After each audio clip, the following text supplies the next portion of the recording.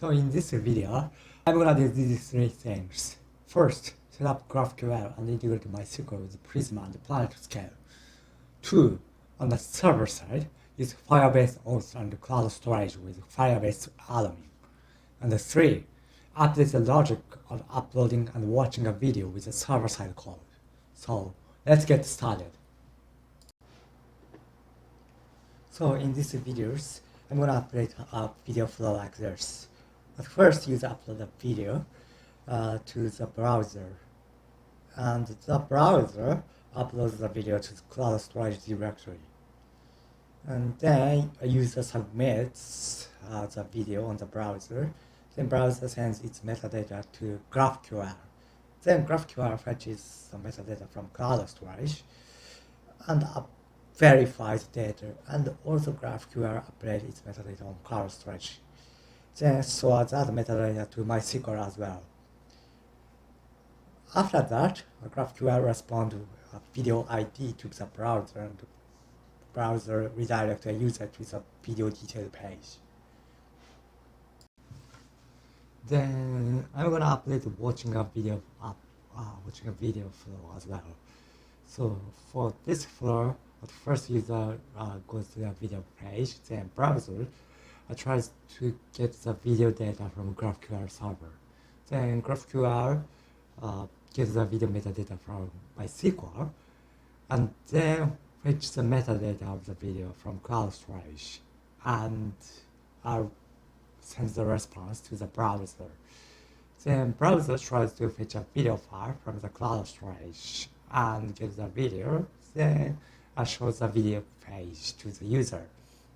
Actually, fetching a video file from a cloud storage happens asynchronously, so user can see the HTML page at first, but at that time a video file hasn't been loaded at all, and then starts loading it. So at first, I'm going to work on setting up GraphQL, Prisma, and MySQL for the server-side calls.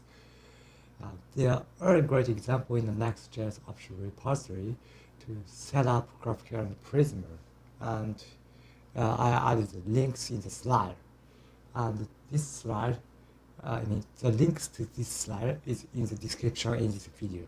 So if you're interested, please take a look. So this is a very simple code to set up a GraphQL in Next.js. So this is the code in the example, one of the examples code from the link I explained in the previous slide. And yeah, we just need to define a server in the pages APIs file. The file under the pages /API. And just use the GraphQL user library and create a server and just export it. So next, I'm gonna set up GraphQL with TypeScript. I decided to use type GraphQL library to define schema definitions and resolvers with TypeScript. And the code like next for data types. And this is data types. And yeah, we just add the attributes like object type to the class or field to the field of the class. Yeah, and it's not only for object type but also input type. And for the resolvers, we can also define the resolver to the and add the resolver attribute to the class. And for mutations, we can add the mutation, and query we can add the mutation. And yeah, we can add the argument for argument or we can also add the context as well. Then to create actual servers and to create the schema, there is a function called build schema of type GraphQL to build it. And we can just pass the resolvers, but not for object data types. So next I'm gonna work on setting up Prisma and MySQL with Next.js. And there are some examples to setting up Prisma, and also integrate with PlanetScale in Next.js. And I followed a few steps of the tutorial of PlanetScale to migrate the database. And I noticed I needed to worry, or I need to care a few things.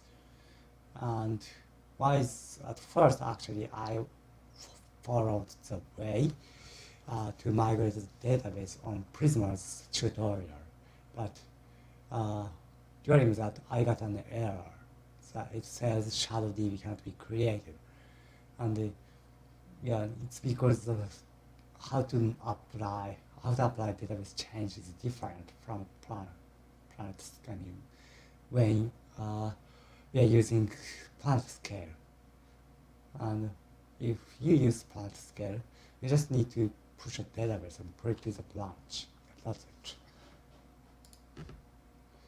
Then next thing is if we use the tab, the table schemas are created with the definitions of Prisma, but the model name conventions and table schemas naming conventions are no difference. But in some cases, those naming conventions are different.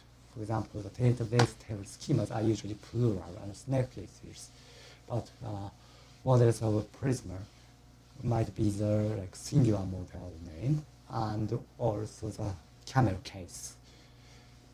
So to change naming conventions, we can use the map attributes, but I wanted to convert them automatically, but it seems there is no way to convert them. So that's the one thing we have to care.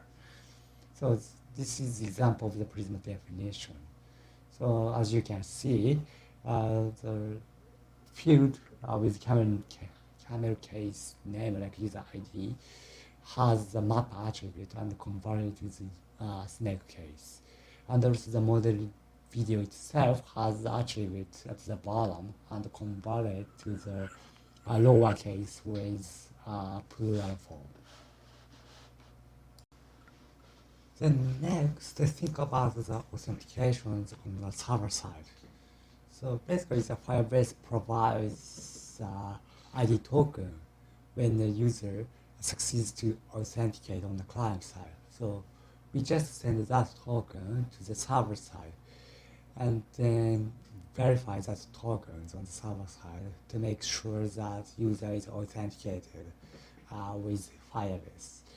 And I decided to send a token by an authorization header with a bearer authentication. I think this is common in some cases, like jump token, or run a verification check. And I define the logic to verify this on an auth checker, which runs for every request. Next, we want to talk about to update the logics to upload a video and watch a video. So for uploading a video, it's a little bit, there are a few things I need to care. So first, for uploading a video file, I didn't change anything. So basically from front end, which means a browser, to a cloud storage, I uploaded a video file without accessing the GraphQL server. But after that, when a user tries to submit the video, then a browser sends the metadata of the video to the server side and updates that metadata on the MySQL. But this means that it's required to verify whether it's the same between the file a user uploads originally to cloud storage and the Firebase user sent at the time of the submit letter. In order to verify this, I use the MD5 hash metadata of a GCS file, a GCS object, which is automatically set by a GCS. Yeah, so the metadata includes the MD5 hash on the requests and verify that MD5 hash value and the MD5 hash value of the metadata of the GCS object. And once on the server side, the hash is the same, then store the data like file name, user ID, and the other metadata in MySQL. Then the code looks like this. So basically, there is some data in input, and using some fields of the input, read the GCS file, especially the metadata, and verify the MD5 hash. And once the verification is finished, then store the data in the MySQL. Then during watching a video, so server side receives the video ID and use that video ID to look up the video data, and then get the URL from the video data stored in MySQL, and yeah, send back to the client. That's how the code is implemented. Okay, so I'm gonna show what the change would be and what the change was. And at first, I'm going to sign in by Google, and then I'm going to go to the Firebase emulator and confirm the user ID is. This user ID is going to be stored in MySQL later. Then after that, I'm going to upload the video. And as you can see, on the uploading a video page, there is new field, which is the title of the video. So this title is going to be stored in MySQL, and namely Planet Scale as well. And after I submit it, I'm going to check the Planet Scale. And yeah, in Planet Scale, there is only one table, a videos table. And in the videos table, there is one record right now. And as you can see, there is a user ID or file name. And this user ID is the same as the one in Firebase emulator. And for the file name, it's the same as the object name of GCS in the Firebase emulator. So once you confirm it, and that you can figure out that the data are stored on server side as well, not only for GCS. In the next video, I'm gonna just show the timeline of the videos using the server side code, and also support to upload the video at least metadata on new page. Thank you for watching these videos. Bye bye.